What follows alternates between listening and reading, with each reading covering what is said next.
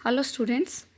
इससे पिछले video lecture में हमने रोज़गार के परंपरावादी सिद्धांत को शुरू किया था, जिसमें हमने बात की कि परंपरावादी अर्थशास्त्री मानते हैं कि इकॉनमी में हमेशा फुल एम्प्लॉयमेंट होता है। अगर कभी बेरोज़गारी होगी भी तो वो अल्पकाल के लिए होगी और आर्थिक शक्तियों में इस तरह से चेंज आएगा कि इकॉनमी में अपने आप संतुलन आ जाएगा और बेरोज़गारी ख़त्म होकर पूर्ण रोज़गार में बदल जाएगी। उसके बाद हमने पूर्ण रोज़गार का अर्थ किया, पूर्ण रोज़गार के होने पर किस किस तरह की बेरोज़गारियाँ पाई जा सकती हैं उसकी बात की और इस सिद्धांत की मान्यताओं की बात की। आज इस वीडियो लेक्चर में हम इसी क्वेश्चन को आगे कंटिन्यू करेंगे और रोज़गार और उत्पादन का निर्धारण करना सीखेंगे परंपरावादी अर्थशास्त्रियों के अकॉर्डिंग। तो परंपरावादी अर्थशास्त्रियों के अनुसार किसी भी इकॉनमी में उत्पादन और रोज़गार, प्रोडक्शन यानी आउटपुट और एम्प्लॉयमेंट का जो डिटर्मिनेशन है वो दो बातों पे निर्भर है मेनली। एक प्रोडक्शन फंक्शन, उत्पादन फलन, और श्रमिकों की मांग और पूर्ति के संतुलन, इन दोनों के द्वारा निर्धारित किया जाता है। तो सबसे पहले प्रोडक्शन फंक्शन या उत्पादन फलन की बात कर लें हम। उत्पादन फलन जो होता है वो क्या बताता है? उत्पादन के साधनों के बीच और उत्पादन की मात्रा के बीच, इन दोनों के बीच रिलेशनशिप बताता है। क्वांटिटी मतलब आउटपुट में और जो फैक्टर्स ऑफ प्रोडक्शन लगा रहे हो आप, इन दोनों के बीच जो संबंध है वो प्रोडक्शन फंक्शन है। जैसा कि आप देख पा रहे हैं कि Q बराबर, और फिर हमने लिखा F फंक्शन। Q किसका फंक्शन है? L, K, T और N का। ये उत्पादन फलन है, जहाँ पे जो L है वो लैंड के लिए यूज़ किया गया है, K कैपिटल के लिए, T टेक्निक के लिए और N जो लेटर है वो लेबर के लिए, नंबर ऑफ़ लेबरर्स के लिए यूज़ किया गया है। और शॉर्ट रन में क्योंकि लैंड, कैपिटल और टेक्निक, L, K और T तीनों कांस्टेंट रहते हैं, इसलिए जो प्रोडक्शन फंक्शन है आउटपुट है Q है वो फंक्शन होगा N का। मतलब उत्पादन की जो मात्रा है वो रोज़गार के स्तर पर निर्भर करेगी। Q is a function of N। और अभी हमने क्योंकि मान्यता ली थी, मान्यता में हमने बात की क्योंकि घटते प्रतिफल का नियम लागू होता है, इसलिए शॉर्ट रन में जैसे जैसे रोज़गार बढ़ेगा, श्रम की मात्रा बढ़ेगी, प्रोडक्शन भी बढ़ता है, परंतु एक सीमा के पश्चात, एक लेवल के बाद उत्पादन के जो बढ़ने की दर है वो कम हो जाती है, घटता प्रतिफल जो हमने अभी बात की उसके नियम के लागू होने के कारण। तो यही चीज़ हमने इस डायग्राम में दिखाई है। ये प्रोडक्शन फंक्शन का डायग्राम है जिसमें एक्स एक्सिस पे एम्प्लॉयमेंट को लिया गया है और वाई एक्सिस पे आउटपुट को। ये डायग्राम क्या है? पहले बढ़ता हुआ है, उसके बाद फिर इसमें डाउनवर्ड स्लोप आ गया है। तो ये क्यों है? जैसे कि आप देख पा रहे हैं कि जैसे जैसे एम्प्लॉयमेंट बढ़ रही है, ON, जब रोज़गार ON श्रमिकों को दिया, जो उत्पादन है OQ0 हुआ, उत्पादन ON2 श्रमिकों को दिया, तो जो उत्पादन में वृद्धि है वो OQ2 हुई है। लेकिन जैसा कि आप देख पा रहे हैं उत्पादन में कम वृद्धि हुई है और रोज़गार में ज़्यादा वृद्धि हुई है। तो रोज़गार जिस अनुपात में बढ़ रहा है, उत्पादन उस अनुपात में नहीं बढ़ रहा, उससे कम अनुपात में बढ़ रहा है। तो ये प्रोडक्शन फंक्शन घटते प्रतिफल के नियम पर बेस्ड है। नेक्स्ट हम बात करेंगे रोज़गार के निर्धारण की। अब हमने कहा कि रोज़गार की जो मात्रा है वो श्रमिकों की मांग और पूर्ति के संतुलन से प्राप्त होती है, इसलिए सबसे पहले हमें श्रमिकों की मांग और पूर्ति का पता हो कि श्रमिकों की मांग क्या है, श्रमिकों की पूर्ति क्या है। इसके बाद फिर हम इनमें संतुलन की बात करेंगे और रोज़गार की मात्रा का निर्धारण करेंगे। तो first of all demand for labour की बात कर लें, श्रम की मांग की बात कर लें। किसी भी जो इकॉनमी है उसमें जो श्रमिकों की मांग है उनकी प्रोडक्टिविटी या उत्पादकता के कारण की जाती है, और श्रमिकों की मांग उसी लेवल तक बढ़ाई जाएगी जिस पर श्रमिकों को दी जाने वाली मजदूरी की दर और जो उनकी मार्जिनल रेवेन्यू प्रोडक्टिविटी है वो दोनों आपस में बराबर हो जाएं। वितरण का सीमांत उत्पादकता सिद्धांत जो आपने लास्ट ईयर पढ़ा, वही बात है यहाँ कि क्योंकि मांग प्रोडक्टिविटी के कारण है और प्रोडक्टिविटी के बराबर ही उनको जो वेज रेट दी जाती है। तो यहाँ हमने लिख दिया उसको W बराबर MRP। और MRP क्या है यहाँ? Marginal revenue productivity. Marginal revenue productivity को हम इस तरीके से भी लिख सकते हैं कि मार्जिनल फिजिकल प्रोडक्टिविटी को कीमत से गुना कर दिया, W बराबर P इंटू MPP।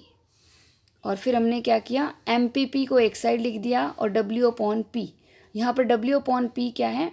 वास्तविक मजदूरी को शो कर रहा है। W मॉनेटरी वेज है, W को P से भाग दे दिया, मौद्रिक मजदूरी को कीमतों से भाग दे दिया, तो ये वास्तविक मजदूरी आ जाएगी। तो जैसा कि हमने देखा कि उत्पादन बढ़ता है, उत्पादन में वृद्धि करने के लिए जैसे जैसे श्रमिकों की ज़्यादा मात्रा लगाई जाती है, उनका जो मार्जिनल फिजिकल प्रोडक्टिविटी है वो कम होती जाती है। इसलिए जो प्रोड्यूसर हैं वो श्रमिकों की मांग तभी करेंगे जब उनकी जो रियल वेज रेट है वो कम हो जाए। मतलब जब रियल वेज रेट कम होगी तब श्रमिकों की जो मांग है वो ज़्यादा की जाएगी, और मांग प्रोडक्टिविटी के कारण है। तो इसलिए जो श्रमिकों का मांग वक्र है वो नेगेटिव स्लोप होगा। श्रमिकों की जो मांग है वो मजदूरी का घटता हुआ फलन है। मतलब मजदूरी बढ़ने पे श्रमिकों की मांग कम हो जाती है, और मजदूरी के कम होने पर श्रमिकों की जो मांग है बढ़ जाती है। इसलिए जो डिमांड का वो फ्लेवर है स्लोप्स डाउनवर्ड्स, नीचे की तरफ गिरता हुआ है। नेक्स्ट हम बात करेंगे श्रमिकों की पूर्ति की, सप्लाई ऑफ लेबर की। श्रमिकों की पूर्ति का मतलब होता है श्रमिकों की वो संख्या जो रियल वास्तविक मजदूरी की दर पर की निश्चित दरें हैं, जो प्रिवेलेंट जो दरें हैं उस पर काम करने के लिए तैयार हैं। और इसका और सप्लाई ऑफ लेबर का और रियल वेज रेट का पॉजिटिव संबंध है। There is direct relation between supply of labour and real wage rate. जितनी वास्तविक मजदूरी की दरें ज़्यादा होंगी, जो श्रमिक हैं वो अपनी पूर्ति ज़्यादा करने के लिए तैयार होंगे, और मजदूरी की दरें कम होने पर श्रमिकों की पूर्ति भी क्या हो जाती है, कम हो जाती है। इसलिए डायग्राम जो है पॉजिटिव स्लोप डायग्राम बनेगा। जैसा कि आप देख पा रहे हैं डायग्राम में, वाई एक्सिस पे रियल वेज रेट ले लिया और एक्स एक्सिस पे क्वांटिटी ऑफ लेबर है, और जो इसका जो कर्व है वो पॉजिटिव स्लोप है, ऊपर की तरफ बढ़ता हुआ है, जो ये शो कर रहा है कि मजदूरी की दरें बढ़ने पर श्रमिक ज़्यादा पूर्ति करते हैं, मजदूरी की दर कम होने पर श्रमिकों की जो पूर्ति है वो कम हो जाती है। अभी हमने श्रम की मांग और पूर्ति वक्र की बात की, तो रोज़गार का जो लेवल है, रोज़गार का स्तर है, उस बिंदु पर डिटरमिन होगा जहाँ पर श्रमिकों की मांग और पूर्ति वक्र एक दूसरे को काटेंगे। उसी बिंदु को संतुलन बिंदु कहा जाएगा। तो जैसा कि डायग्राम के ऊपर वाले पोर्शन में हमने डिमांड कर्व लिया लेबरर का, negative slope, supply curve for जो लेबरर है ये पॉजिटिव स्लोप। अभी हमने इसकी शेप देखी, जहाँ दोनों कर्व इंटरसेक्ट कर रहे हैं एक दूसरे को, तो OW0 मजदूरी की दरें हैं और उस पर OL0 श्रमिकों को रोज़गार प्राप्त हो रहा है। ये संतुलन की स्थिति है। और इसी चीज़ को हमने नीचे वाले डायग्राम में प्रोडक्शन फंक्शन की फॉर्म में देखा कि जो संतुलन की स्थिति है वो हमेशा पूर्ण रोज़गार की स्थिति में है, और जो इस स्तर पर जो प्रोडक्शन किया जाएगा वो भी क्या होगा, पूर्ण रोज़गार स्तर का उत्पादन कहलाएगा। नेक्स्ट हम बात करेंगे explanation of the classical theory of employment की, कि जो क्लासिकल थ्योरी ऑफ एम्प्लॉयमेंट है वो बेसिकली 3 मेन फैक्ट्स पे बेस्ड है, जिस पे सारा का सारा जो रोज़गार का परंपरावादी सिद्धांत है आधारित है, जिसे हम पिलर्स भी कह सकते हैं रोज़गार सिद्धांत के, स्तंभ, आधारभूत स्तंभ, जिन पे रोज़गार का जो ये परंपरावादी सिद्धांत खड़ा है वो 3 पिलर हैं। फर्स्ट है फ्लेक्सिबिलिटीज़ ऑफ वेजेस, मजदूरी की लोचशीलता। दूसरा है फ्लेक्सिबिलिटीज़ ऑफ रेट ऑफ इंटरेस्ट, या सेज लॉ ऑफ मार्केट बोल देते हैं इसको। तीसरी है फ्लेक्सिबिलिटी ऑफ प्राइस लेवल, और इक्विलिब्रियम इन मनी मार्केट भी इसको बोलते हैं। अब हम इन तीनों स्थितियों को 1 बाय 1 डिस्कस करेंगे। सबसे पहले हम बात कर लेते हैं फ्लेक्सिबिलिटी ऑफ वेजेस की, मजदूरी की लोचशीलता की, या मजदूरी में परिवर्तन की बात। अब पीछे भी हमने बात की, जो मजदूरी की दरें हैं, जो वेज रेट है, वो लेबर मार्केट में डिटरमिन होता है, और जहाँ पे मज़दूरों की मांग और पूर्ति बराबर होंगे वहीं पर वास्तविक मजदूरी, मतलब उसी पे ही जो डिपेंड है, उसी पे ही निर्भर है हमारी ये वास्तविक मजदूरी। मजदूरों की मांग और पूर्ति, जो श्रमिकों का जो मांग है या श्रमिकों का मांग वक्र है वो वास्तविक मजदूरी का घटता हुआ फलन होता है। जैसा कि आप मांग वक्र की बात करें तो यहाँ हमने नीचे फंक्शंस की फॉर्म में इसको लिखा हुआ है। ND है जो वो श्रमिकों का मांग वक्र, श्रमिकों की मांग को शो कर रहा है।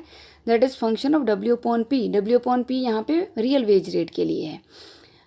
जो श्रमिकों की पूर्ति है वो भी वास्तविक मजदूरी पर निर्भर है, श्रमिकों की मांग भी वास्तविक मजदूरी पर निर्भर है। लेकिन जो श्रमिकों की मांग है उसका और वास्तविक मजदूरी का नेगेटिव संबंध है, इसलिए नेगेटिव स्लोप डायग्राम बनेगा श्रमिकों का मजदूरी वक्र, जैसा कि हमने पीछे अभी देखा। NS ये क्या है, श्रमिकों की पूर्ति के लिए है, कि supply of labour, N number के लिए, यहाँ पे N उस N से डिनोट किया गया उसको। NS मतलब श्रमिकों की पूर्ति, वो भी किस पर निर्भर है? वास्तविक मजदूरी पर। लेकिन इन दोनों का आपस में रिलेशन क्या है? प्रत्यक्ष। जितनी वास्तविक मजदूरी ज़्यादा होगी, श्रमिकों की पूर्ति ज़्यादा होगी। जितनी वास्तविक मजदूरी कम होगी, श्रमिकों की पूर्ति कम होगी। इसलिए रोजगार का जो निर्धारण है वो कहाँ पर होगा? जहाँ पर श्रमिकों की मांग और पूर्ति बराबर होंगे। या मजदूरी का निर्धारण कहाँ होगा? जहाँ पर श्रमिकों की मांग और पूर्ति आपस में बराबर होंगे। तो इसी चीज़ को हम डायग्राम में देख लेते हैं कि जैसे कि आप देख पा रहे हैं, डी श्रमिक का मांग वक्र है, एस श्रमिकों का पूर्ति वक्र है। दोनों कर्व ई बिंदु पर एक दूसरे को काट रहे हैं, इसलिए जो मजदूरी की दर है वो क्या है? OW डिटरमिन हुई है और इस मजदूरी की दर पर ON श्रमिकों को रोज़गार मिलेगा। अब मान लीजिए कभी असंतुलन हो जाता है, उसकी बात कर लें। अगर मान लीजिए असंतुलन है, असंतुलन की स्थिति कि मान लो मजदूरी की दर बढ़कर OR हो गई, तो क्या हो रहा है? उत्पादक जो हैं वो मज़दूरों की मांग कम कर रहे हैं, OM ही मांग है श्रमिकों की। लेकिन जो श्रमिक हैं इस मजदूरी की दर पर श्रमिक OQ श्रमिक काम करने के लिए तैयार हैं। मतलब श्रमिकों की पूर्ति OQ है और श्रमिकों की मांग OM है। तो ये मांग और पूर्ति के बीच असंतुलन है MQ के बराबर। तो ये MQ अनैच्छिक बेरोजगारी है एक तरह से। तो अब क्योंकि मांग कम है, पूर्ति ज़्यादा है, तो क्या होगा? मजदूरी की दरें घटना शुरू हो जाएंगी। मजदूर क्योंकि पूर्ति ज़्यादा करने के लिए तैयार है, कम मजदूरी पे भी काम करने के लिए तैयार हो जाएंगे, इसलिए मजदूरी की दरें घटकर OR से घटकर OW हो जाएंगी। इस मजदूरी की दर पर जितने मजदूर काम करने के लिए तैयार होंगे उन सबको काम मिल जाएगा। इस तरह से इकॉनमी में पुनः पूर्ण रोजगार की स्थिति कायम हो जाएगी। इसी तरह से अगर मान लो मजदूरी की दरें OT हो जाती हैं, तो उस सिचुएशन में क्या है? मांग ज़्यादा है और पूर्ति कम है। श्रमिकों की पूर्ति OM है और श्रमिकों की मांग OQ है। अब MQ के बराबर ही गैप है। अब यहाँ MQ मांग ज़्यादा है, तो अब क्या इफ़ेक्ट होगा? अब प्राइसेस में किस तरह से या वेज रेट में किस तरह से चेंज आएगा? क्योंकि मांग कम है, मांग ज़्यादा है, पूर्ति कम करने के लिए तैयार है, पूर्ति कम है, तो मजदूरी की दरें बढ़ जाएंगी और वो बढ़ते तब तक बढ़ती रहेंगी जब तक दोबारा OW नहीं हो जाती और जहाँ पर मांग और पूर्ति के बीच दोबारा संतुलन ई बिंदु पर स्थापित नहीं हो जाता। नेक्स्ट, ब्याज की दर की लोचशीलता और कीमतों की लोचशीलता को हम नेक्स्ट वीडियो में डिस्कस करेंगे। Thank you.